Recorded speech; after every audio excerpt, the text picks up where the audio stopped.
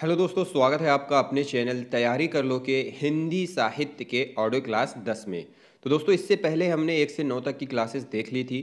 अगर आप इस चैनल पर नए हैं तो सबसे पहले चैनल को सब्सक्राइब कर बेल आइकन प्रेस कर ले और चैनल के प्लेलिस्ट में जाकर आप ऑडियो क्लास की पुरानी वीडियोस देख सकते हैं। इसके अलावा यूजीसी नेट की कंप्लीट क्लासेस, 250 महत्वपूर्ण प्रश्न और 1000 महत्वपूर्ण प्रश्नों की सीरीज भी देख सकते हैं। तो दोस्तों, आज हम बात करेंगे 2011 के प्रशिक्षित स्नातक चयन परीक्षा की। तो ये हिंदी का है, हल प्रश्न पत्र सहित हम इसको हल करने जा रहे हैं, जिसमें आदिकाल से पूछा गया प्रश्न है 84 वैष्णवन की वार्ता किस लेखक की रचना है। तो इसमें पूछा गया है कि 84 वैष्णवन की वार्ता किस लेखक की रचना है। तो व्याख्या के साथ देखेंगे। 84 वैष्णवन की वार्ता गोस्वामी गोकुलनाथ की रचना है। इसके अतिरिक्त 200 वैष्णवन की वार्ता भी इन्हीं की रचना है। नाभादास अष्टयाम, वल्लभाचार्य अणुभाष्य एवं नंददास सुदामा चरित्र की रचना किए हैं। ये सब मिलकर इन्होंने सुदामा चरित्र की रचना की है।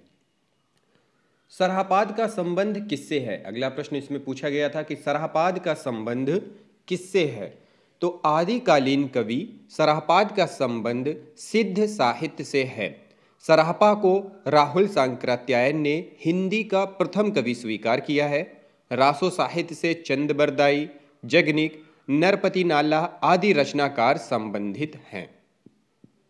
नाथ साहित्य से गोकुलनाथ, चरपटनाथ, चौरंगीनाथ आदि कवि संबंधित हैं तथा जैन साहित्य से शालिभद्र सूरी, जिन्नदत्त सूरी, आचार्य देवसेन, आसुग, विजय सेन सूरी आदि संबंधित हैं। फिर अगला प्रश्न पूछा गया था आदिकाल को वीरगाथा काल किसने कहा है। तो आदिकाल को वीरगाथा काल आचार्य रामचंद्र शुक्ल जी ने कहा है।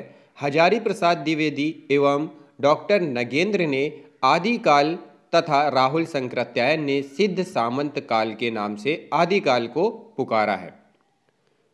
फिर अगला प्रश्न पूछा गया था पृथ्वीराज रासो के रचयिता का नाम क्या है। पृथ्वीराज रासो के रचयिता चंदबरदाई हैं। अमीर खुसरो ने मुकरियाँ, पहेलियाँ, खालिक बारी, दो सुख ने गज़ल की रचना की है। जगनिक ने परमाल रासो संवत 1230 आल्हा खंड की रचना की है। नरपति नाला ने बीसल देव रासो की रचना की है। फिर प्रश्न है खुमान रासो के रचयिता कौन है। अगला प्रश्न था खुमान रासो के रचयिता हैं दलपति विजय। जगनिक ने परमाल रासो आल्हा खंड की रचना की है। चंदबरदाई ने पृथ्वीराज रासो की रचना की है तथा विद्यापति ने कीर्तिलता, कीर्ति पताका तथा पदावली की रचना की है। फिर भक्ति काल से जो प्रश्न पूछे गए थे इसमें यह था कि इनमें से सूरदास की कृति कौन सी है। सूरदास की कृति पूछी गई थी। तो सूरदास की कृति साहित्य लहरी है। सूरदास वात्सल्य सम्राट के रूप में विख्यात है। सूरदास एवं सूरसागर एवं सूरसरावली इनके प्रमुख काव्य ग्रंथ हैं। कवितावली एवं गीतावली गोस्वामी तुलसीदास जी का काव्य ग्रंथ तथा गंगा लहरी पद्माकर जी का काव्य ग्रंथ है। फिर प्रश्न था कौन सी रचना तुलसीदास जी की नहीं है। तो साकेत इसमें जो ऑप्शन था, साकेत तुलसीदास जी की रचना नहीं है, बल्कि यह राष्ट्र कवि मैथिली शरण गुप्त जी की रचना है। मैथिली शरण गुप्त की अन्य रचनाएं हैं जयद्रथ वध, भारत भारती, पंचवटी यशोधरा, द्वापर सिद्धराज नाहुस, जय भारत, झंकार, मेघनाद वध आदि हैं। रामचरितमानस, कवितावली एवं गीतावली गोस्वामी तुलसीदास जी की रचनाएं हैं। फिर अगला प्रश्न था कबीरदास किस काव्य धारा का प्रतिनिधित्व करते थे। तो कबीरदास भक्ति काल के निर्गुण शाखा के संत कवि धारा का प्रतिनिधित्व करते थे। तो देखिए यहाँ पे बहुत थोड़ा कॉम्प्लिकेटेड है। कबीरदास भक्ति काल के निर्गुण शाखा के संत काव्य धारा का प्रतिनिधित्व करते थे। सूफी काव्य धारा का प्रतिनिधित्व मलिक मोहम्मद जैसी करते थे। राम काव्य धारा का प्रतिनिधित्व तुलसीदास करते थे तथा कृष्ण काव्य धारा का प्रतिनिधित्व सूरदास करते थे। तो कबीरदास भक्ति काल के निर्गुण शाखा के संत काव्य धारा का प्रतिनिधित्व करते थे। सूफी काव्य धारा का मलिक मोहम्मद जैसी, राम काव्य धारा का तुलसीदास तथा कृष्ण काव्य धारा का प्रतिनिधित्व सूरदास करते थे। फिर प्रश्न था कि इनमें से कौन सा कवि संत कवि नहीं है। तो ये प्रश्न बहुत बार पूछा गया है, जिसमें ऑप्शन में रहते हैं कबीरदास, रैदास, गुरु नानक, तुलसीदास। तो संत कवि तुलसीदास नहीं है, ये राम भक्ति शाखा के प्रतिनिधि कवि हैं। शेष 3 कवि नानक, कबीरदास तथा रैदास संत काव्य धारा के कवि हैं। फिर प्रश्न पूछा था सूफी काव्य धारा का कवि कौन सा नहीं है। तो इसमें जो ऑप्शन थे वो ये थे कि मुल्ला दाऊद, जैसी, नाभादास, कुतुबन। तो ऐसा भी प्रश्न कई बार पूछा गया है। तो नाभादास सूफी काव्य धारा के कवि नहीं है, ये राम भक्ति काव्य धारा के कवि हैं। इनकी प्रसिद्ध रचना अष्टयाम है। इनकी अन्य कृति भक्तमाल है। शेष कवि मुल्ला दाऊद, जैसी तथा कुतुबन प्रेमाश्रयी शाखा के सूफी कवि हैं। तो दोस्तों, अगर आपको संत कवि के बारे में पढ़ना है, तो निर्गुण काव्य धारा के बारे में पढ़ना है, तो आप यूनिट 6 यूजीसी नेट की जो कंप्लीट क्लासेस चल रही है इस चैनल पर, आप उस यूनिट को पूरा पढ़ें। आपका जो डाउट है वो सारे क्लियर हो जाएंगे।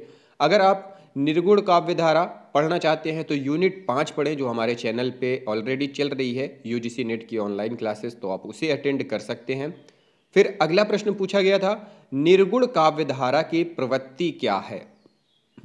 तो रूढ़ियों एवं बाह्य आडंबरों का विरोध निर्गुण काव्य धारा की प्रवृत्ति है। वात्सल्य रस की प्रधानता कृष्ण भक्ति काव्य धारा की प्रवृत्ति है। आश्रयदाता की प्रशंसा आदिकालीन एवं रीतिकालीन साहित्य की प्रवृत्ति है। प्रकृति पर चेतन सत्ता का आरोप ये छायावाद की प्रमुख प्रवृत्ति है। फिर अगला प्रश्न था पद्मावत के रचनाकार। तो पद्मावत के रचनाकार मलिक मोहम्मद जैसी है, और चंदायन के मुल्ला दाऊद हैं, कुतुबन मृगावती के हैं, और मधुमालती के मंझन हैं। फिर प्रश्न था अष्टयाम के रचनाकार कौन है।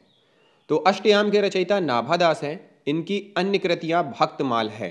सूरदास ने सूरसागर, सूरसरावली, साहित्य लहरी की रचना की है।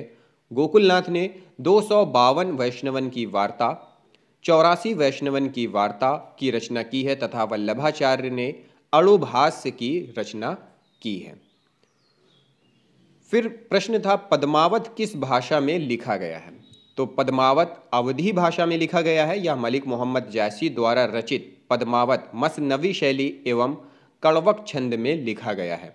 तो इसके बारे में भी अगर पूरी डिटेल के साथ पढ़ना चाहते हैं तो आप यूजीसी नेट की जो ऑनलाइन क्लासेस चल रही है उसको आप यूनिट 6 देख सकते हैं। बिल्कुल अभी अभी यूनिट 6 उसमें कंप्लीट हुई है। फिर अगला प्रश्न था नंददास किस काव्य धारा से संबंधित थे। नंददास कृष्ण काव्य धारा से संबंधित हैं। इन्हें जड़िया कवि कहा जाता है। कृष्ण काव्य धारा के अन्य कवि सूरदास, कुंभनदास, चतुर्भुजदास, परमानंद दास, गोविंद स्वामी आदि हैं।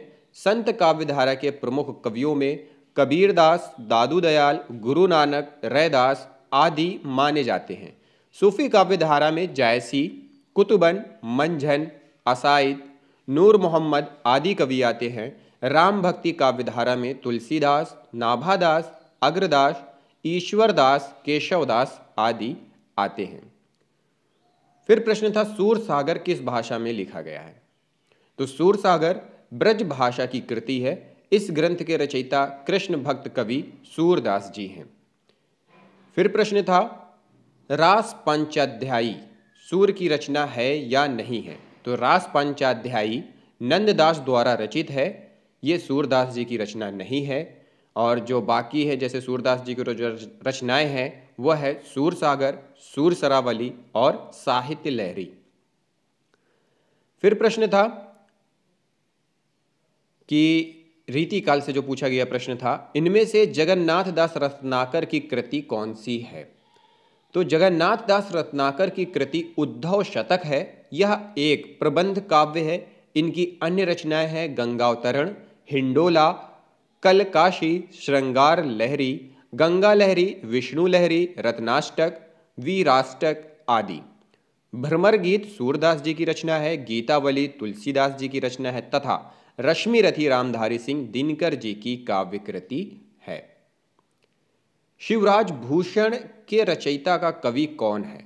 तो शिवराज भूषण के रचयिता हिंदी के रीतिकालीन कवि भूषण जी हैं, जो कि 1613 से 1715 ईस्वी का समय काल है। ये वीर रस के प्रमुख रचनाकार हैं। इनकी अन्य रचनाएं हैं छत्रसाल दशक एवं शिवा बावनी।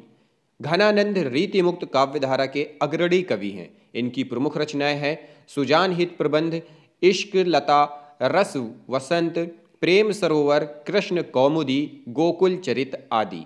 बिहारी हिंदी के रीति काल के रीति सिद्ध काव्यधारा के एकमात्र कवि हैं। बिहारी की एकमात्र रचना बिहारी सतसई है। यह एक मुक्तक काव्य है। इसमें 719 दोहे संकलित हैं। पद्माकर भी रीतिकालीन कवि है। पद्माकर जी भी रीतिकालीन कवि हैं। इनकी रचनाओं में हिम्मत बहादुर, विरुदावली, पद्माभरण, जगद्विनोद, राम रसायन, गंगा लहरी, प्रबोध पचासा आदि महत्वपूर्ण है। तो दोस्तों आज के लिए इतना ही। अगली वीडियोस में फिर से लेकर आते हैं कुछ नए टॉपिक। जो अगला है इससे आगे जो रीतिकालीन के आगे पुनर्जागरण, नई कविताएं इत्यादि पर जो प्रश्न पूछे गए थे उन पर भी चर्चा करेंगे। इस वीडियो को देखने के लिए आप सभी लोगों का बहुत बहुत धन्यवाद।